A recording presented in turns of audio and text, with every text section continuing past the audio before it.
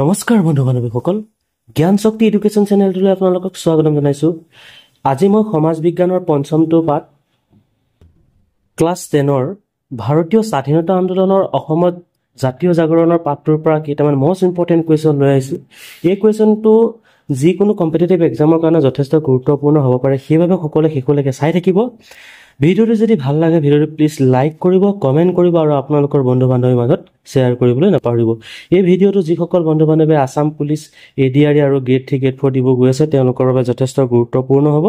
আৰু আটাইকেইটা পাৰ্ট আপোনালোকে চাগে চালেই আমাৰ, আৰু আজি মই পঞ্চমটো মক টেষ্ট বা পাৰ্ট হিচাপে লৈ আহিছোঁ আপোনালোকৰ বাবে। বলক এতিয়া আৰম্ভ কৰোঁ।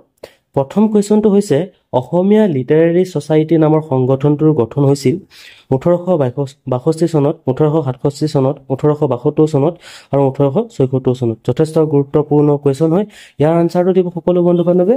ইয়াৰ আনচাৰটো হৈছে আপোনাৰ 1872। ইয়াৰ আনচাৰটো হৈছে আপোনাৰ 1872। মনত ৰাখিব, বহুত ইম্পৰ্টেণ্ট কুৱেশ্যন হয়। নেক্সট কুৱেশ্যনটো লৈ যাওঁ। অসমীয়া লিটাৰেৰী ছ'চাইটি নামৰ সংগঠনটোৰ গঠন হৈছিল কলিকতা, যোৰহাট, গুৱাহাটী আৰু দৰঙত। ইয়াৰ আনচাৰটো দিব সকলো বন্ধু বান্ধৱীয়ে। ইয়াৰ আনচাৰটো চাগে সকলোৱে দিলেই, মই 5-6 ছেকেণ্ডকৈ টাইম দিম আৰু কুৱেশ্যনটো সকলোৱে পঢ়িবলৈ টাইম পালেই চাগে অলৰেডি। ইয়াৰ আনচাৰটো হ'ব আপোনাৰ কলিকতা। ইয়াৰ আনচাৰটো হ'ব আপোনাৰ কলিকতা। নেক্সট কুৱেশ্যনটো লৈ যাওঁ। নেক্সট কুৱেশ্যনটো হৈছে অসমীয়া ভাষা উন্নতি সাধনী সভা গঠন হৈছিল 1888 চনত, 1873 চনত, 1988 চনত, 1837 চনত। সকলোৱে হয়তো জানে, যথেষ্ট গুৰুত্বপূৰ্ণ কুৱেশ্যন হয়। ইয়াৰ আনচাৰটো দিব। ইয়াৰ আনচাৰটো হৈছে আপোনাৰ 1888 চনত। বহুত ইম্পৰ্টেণ্ট হয়, মনত ৰাখিব। নেক্সট কুৱেশ্যনটো লৈ যাওঁ। নেক্সট কুৱেশ্যনটো হৈছে অসমীয়া ভাষা উন্নতি সাধনী সভাই প্ৰকাশ কৰা আলোচনীখন হৈছে অৰুণোদয়, যুগান্তৰ, জোনাকী আৰু বন্দে মাতৰম। যথেষ্ট গুৰুত্বপূৰ্ণ কুৱেশ্যন হয়, সকলোৱে হয়তো জানে। ইয়াৰ আনচাৰটো হৈছে জোনাকী। ইয়াৰ আনচাৰটো হৈছে জোনাকী। নেক্সট কুৱেশ্যনটো চাব। নেক্সট কুৱেশ্যনটো হৈছে অসম ছাত্ৰ সন্মিলন গঠন হৈছিল 1914 চনত, 1915 চনত, 1916 চনত, 1917 চনত। ইয়াৰ আনচাৰটো দিব সকলোৱে। ইয়াৰ আনচাৰটো সকলোৱে দিলেই চাগে। ইয়াৰ আনচাৰটো হৈছে 1916 চনত। মনত ৰাখিব। নেক্সট কুৱেশ্যনটোলৈ যাওঁ। অসম ছাত্ৰ সন্মিলনৰ মুখপত্ৰখন আছিল মিলন, বন্তি, জ্ঞান বিকাশ, স্বাধীন। ইয়াৰ আনচাৰটো হ'ব আপোনাৰ মিলন। মষ্ট ইম্পৰ্টেণ্ট কুৱেশ্যন হয়, মনত ৰাখিব, মিলন। নেক্সট কুৱেশ্যনটো লৈ যাওঁ। যথেষ্ট গুৰুত্বপূৰ্ণ এটা কুৱেশ্যন। গুৱাহাটী অনুষ্ঠিত অসম ছাত্ৰ সন্মিলনৰ প্ৰথম অধিৱেশনৰ সভাপতিত্ব আছিল জ্যোতিপ্ৰসাদ আগৰৱালা, চন্দ্ৰকুমাৰ আগৰৱালা, লক্ষ্মীনাথ বেজবৰুৱা, মাণিক চন্দ্ৰ বৰুৱা। যথেষ্ট গুৰুত্বপূৰ্ণ কুৱেশ্যন। ইয়াৰ আনচাৰটো দিব সকলো বন্ধু বান্ধৱে। ইয়াৰ আনচাৰটো দিলে চাগে সকলোৱে। ইয়াৰ আনচাৰটো হৈছে লক্ষ্মীনাথ বেজবৰুৱা। নেক্সট কুৱেশ্যনটো লৈ যাওঁ। সদৌ অসম ৰায়ত সভা গঠন হৈছিল 1928 চনত, 1930 চনত, 1932 চনত, 1933 চনত। ইয়াৰ আনচাৰটো সকলোৱে দিব চাগে। ইয়াৰ আনচাৰটো হৈছে সকলোৱে দিলে চাগে অলৰেডি। ইয়াৰ আনচাৰটো হৈছে 1933 চনত, 1933। মনত ৰাখিব, বহুত ইম্পৰ্টেণ্ট হয়। নেক্সট কুৱেশ্যনটো লৈ যাওঁ। সদৌ অসম ৰায়ত সভাৰ দ্বিতীয়খন অধিৱেশন বহিছিল দেৰগাঁও, তেজপুৰ, নগাঁও, শিৱসাগৰ। বহুত ইম্পৰ্টেণ্ট কুৱেশ্যন হয়, মনত ৰাখিব। ইয়াৰ আনচাৰটো হৈছে আপোনাৰ দেৰগাঁও। বন্ধু বান্ধৱীসকল, যিসকল বন্ধু বান্ধৱীয়ে এই ভিডিঅ'টো চাইছে তেওঁলোকে চাগে হয়তো অলৰেডি গম পাইছে কিমান ইম্পৰ্টেণ্ট কুৱেশ্যন হয়, আৰু ভিডিঅ'টো আপোনালোকৰ বন্ধু বান্ধৱীৰ মাজত শ্বেয়াৰ কৰিবলৈ নাপাহৰিব। নেক্সট কুৱেশ্যনটো চাব। সদৌ অসম ৰায়ত সভাৰ প্ৰথমখন অধিৱেশন সভাপতিত্ব কৰিছিল জ্যোতিপ্ৰসাদ আগৰৱালা, তৰুৰাম ফুকন, নবীন চন্দ্ৰ বৰদলৈ, চন্দ্ৰনাথ দুৱৰা। ইয়াৰ আনচাৰটো হৈছে নবীন চন্দ্ৰ বৰদলৈ। ইয়াৰ অলৰেডি আনচাৰটো মই দিয়ে দিলোঁ। ইয়াতে চাব, আনচাৰটো হৈছে নবীন চন্দ্ৰ বৰদলৈ। নেক্সট কুৱেশ্যনটো চাব। অসম প্ৰদেশ কংগ্ৰেছ কমিটিৰ প্ৰথমগৰাকী সভাপতি আছিল আপোনাৰ কুলধৰ চলিহা, গোপীনাথ বৰদলৈ, অম্বিকাগিৰি ৰায়চৌধুৰী, লক্ষ্মীনাথ বেজবৰুৱা। ইয়াৰ আনচাৰটো দিব সকলোৱে। ইয়াৰ আনচাৰটো চাগে সকলোৱে দিলে। ইয়াৰ আনচাৰটো হ'ব আপোনাৰ কুলধৰ চলিহা। নেক্সট কুৱেশ্যনটো চাব।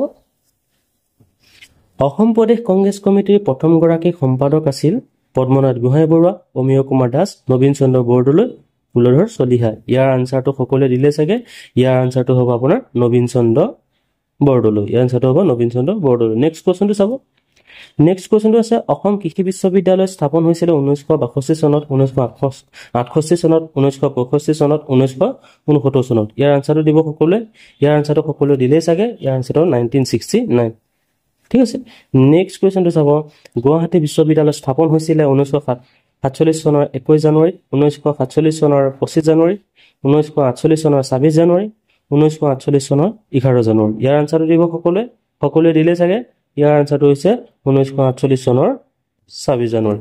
মনত ৰাখিব নেক্সট কোৱেশ্চনটো চাব শিলচৰ মেডিকেল কলেজৰ স্থাপন হৈছিলে 1968 1960 1964 1966 ইয়াৰ আনসাৰটো দিব সকলোৱে ইয়াৰ আনসাৰটো সকলোৱে দিলে থাকে ইয়াৰ আনসাৰটো হ'ব 1968 ইয়াৰ আনসাৰটো হ'ব 1968 নেক্সট কোৱেশ্চনটো চাব যথেষ্ট গুৰুত্বপূৰ্ণ কোৱেশ্চন হয় উত্তৰ পূব ভাৰতৰ নেক্সট কোৱেশ্চন চাব নেক্সট কোৱেশ্চনটো গুৱাহাটী বিশ্ববিদ্যালয়টো ক'লো চাগে আপোনালোকক নেক্সট কোৱেশ্চনটো চাব উত্তৰ পূব ভাৰতৰ প্ৰথম বিত্তমুখী বিশ্ববিদ্যালয়খন হ'ল আপোনাৰ কোনখন আছিলে সকলোৱে দিব আনসাৰটো অসম কৃষি বিশ্ববিদ্যালয় মনত ৰাখিব যথেষ্ট গুৰুত্বপূৰ্ণ কোৱেশ্চন হয় অসম কৃষি বিশ্ববিদ্যালয় নেক্সট কোৱেশ্চনটো চাব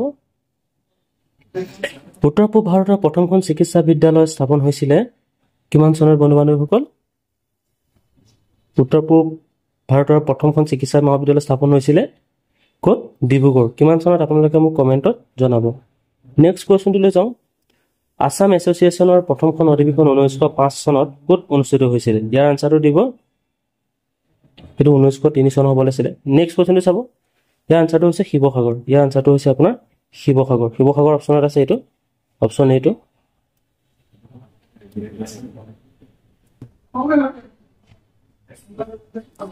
নেক্সট কুৱেশ্যনটোলৈ যাওঁ যথেষ্ট গুৰুত্বপূৰ্ণ কুৱেশ্যন হয় তলৰ কোনজন জোনাকীৰ প্ৰথম সম্পাদক আছিল হেমচন্দ্ৰ বৰুৱা লক্ষ্মীনাথ বেজবৰুৱা হেমচন্দ্ৰ গোস্বামী চন্দ্ৰ কুমাৰ আগৰৱালা যথেষ্ট গুৰুত্বপূৰ্ণ মনৰ আনসাৰটো হৈছে চন্দ্ৰ কুমাৰ আগৰৱালা আনসাৰটো হৈছে চন্দ্ৰ কুমাৰ আগৰৱালা বন্ধু বান্ধৱীসকল ভিডিঅ'টো ইমানেই আছিলে ভিডিঅ'টো যদি ভাল লাগিলে ভিডিঅ'টো প্লিজ লাইক কৰিব কমেণ্ট কৰিব খুব কম সময়তে আপোনালোকৰ মাজলৈ মই 20টা কুৱেশ্যন ভেৰি ইম্পৰ্টেণ্ট কুৱেশ্যন আপোনালোকৰ মাজলৈ লৈ আহিলোঁ ভিডিঅ'টো যদি ভাল লাগিলে আপোনালোকৰ বন্ধু বান্ধৱীৰ মাজত শ্বেয়াৰ কৰিবলৈ নাপাহৰিব চেনেলটোলৈ যদি নতুনকৈ আছে চেনেলটো ছাবস্ক্ৰাইব কৰি দিব পুনৰ লগ পোৱাৰ আশাৰে ধন্যবাদ জয় অসম জয়